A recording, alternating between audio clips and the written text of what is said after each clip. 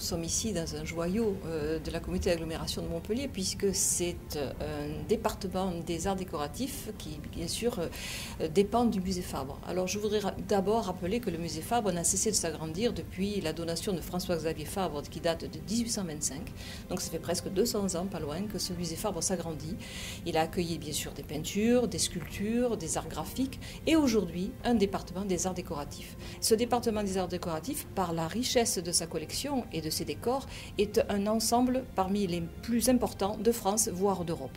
Et ça, je tiens particulièrement à le souligner parce que ça donne vraiment l'attachement de la communauté d'agglomération à la valeur historique, patrimoniale de ce joyau.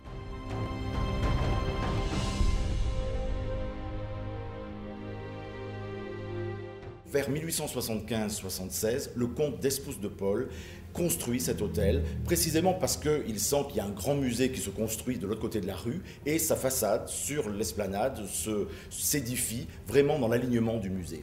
Et cette famille montpelliéraine, profondément attachée au Languedoc, va, par le hasard des héritages, léguer aussi à Montpellier cet hôtel particulier. La petite fille du comte d'Espouse de Paul, donc Renée de Cabrières, en 1967, lègue cet hôtel avec ce premier étage qui est resté en l'état. Finalement, rien n'a bougé depuis le temps de son grand-père. On a les fauteuils, les rideaux, tout est en place, les souvenirs de famille. On pénètre véritablement dans un intérieur, c'est absolument magique. L'esprit du lieu a été vraiment notre guide pour réhabiliter cet hôtel.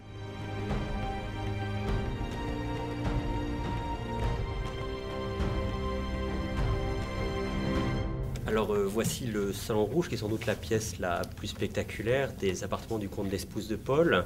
Il tire son nom bien entendu des damas de soie qui ornent les murs. Dans cet ensemble de pièces et de salons Napoléon III, c'était le lieu où l'on recevait plutôt des amis intimes, et c'est destiné soit à être un salon de musique ou un fumoir. La destination ici est assez clairement indiquée avec ce grand piano de la manufacture Boisselot.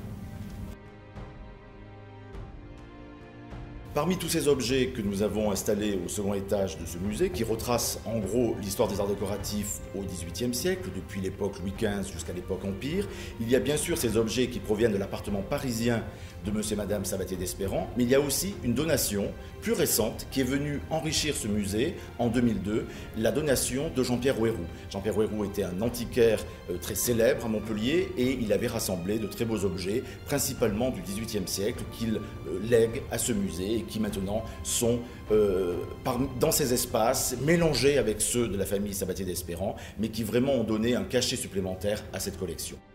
Nous avons aussi toute l'histoire de la faïence qui est racontée au fil des vitrines, au fil de la visite, et d'ailleurs il y a des pièces qui remontent à l'origine du musée, puisque le visiteur est accueilli par un très beau plat italien de la Renaissance qui a été précisément offert par François-Xavier Fabre en 1825 à Montpellier.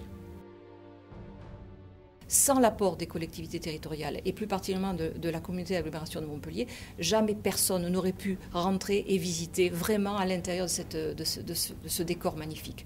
Donc nous prenons là, ici, un rôle très important d'accessibilité à la culture, mais également à l'histoire, à la préservation de l'histoire et bien évidemment à l'ouverture de notre, j'allais dire, équipement culturel à l'ensemble de notre public, qui n'est pas que montpelliérain d'ailleurs, même si on voit l'intérieur d'une famille montpelliéraine ici de l'époque.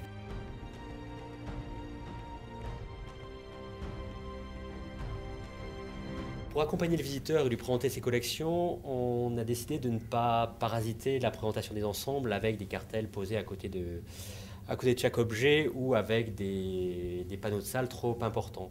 Donc on a décidé de travailler avec des nouvelles technologies relativement innovantes, et donc le visiteur sera muni de ce type de petit visio-guide mobile.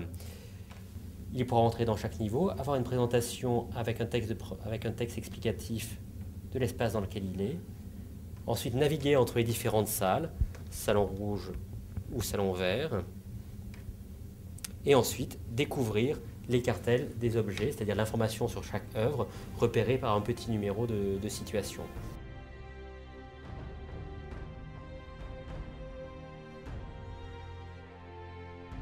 Nous sommes aujourd'hui quasiment à la date anniversaire de l'ouverture du musée Fabre.